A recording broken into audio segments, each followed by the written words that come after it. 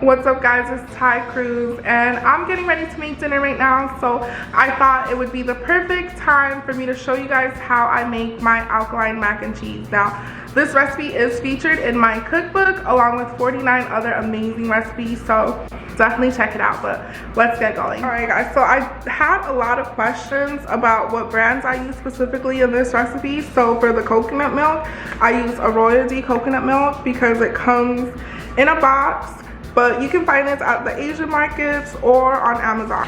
And I also use white spelt flour to thicken my cheese, but we'll get to that. And any brand of frozen okra, you certainly can use fresh. I like to use the frozen okra because it's ready to go, and this is the perfect amount that we need.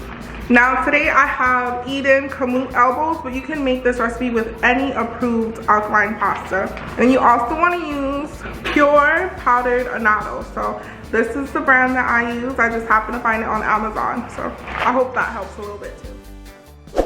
So we want to start off by boiling the okra. Now I boiled the pack of frozen okra with 5 cups of water, and I just set a spoon over the top so that it doesn't boil over. But you want to let it boil for about 20 to 30 minutes. Sometimes it doesn't take that long. You really just want to check the consistency. And once the water turns into like this sticky gel, almost slime, you want to go ahead and strain your okra. Now that we have that okra gel ready, we have to go ahead and make our cheese sauce. So we want to use 2 cups of okra gel. Then we want to add 2 cups of coconut milk and 1 cup of white spelt flour and a teaspoon of annatto. And then we just want to go ahead and blend this mixture up. And I like to add my other spices once I put it on the stove, that way I can adjust the seasonings.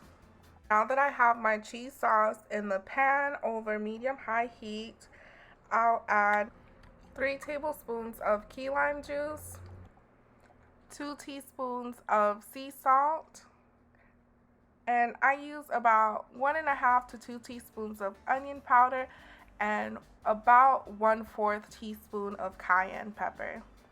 Now I like my mac and cheese plain, but if you want to add more seasonings or herbs or anything, you definitely can adjust it to taste and make it your own.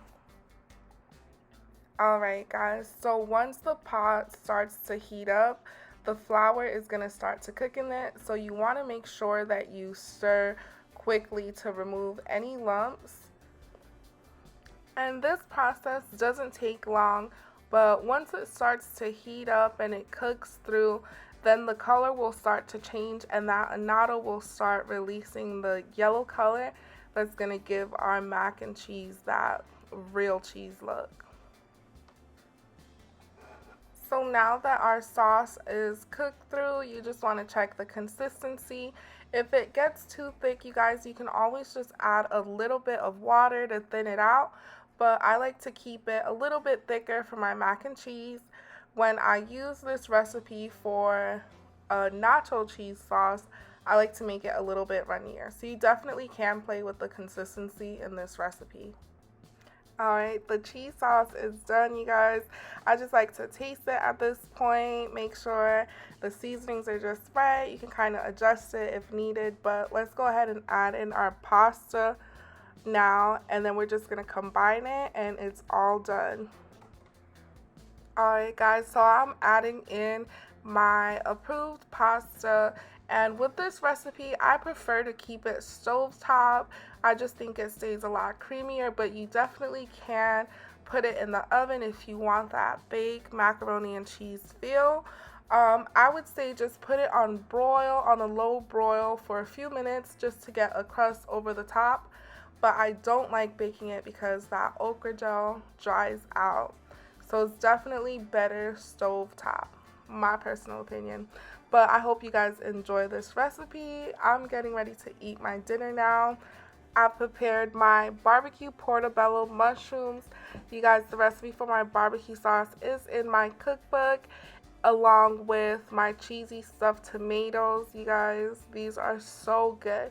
And I've just paired it with some sauteed kale and of course the mac and cheese. So I hope you guys enjoy these recipes, and please be sure to like, comment, share, and subscribe. I have more videos coming. Thank you guys so much.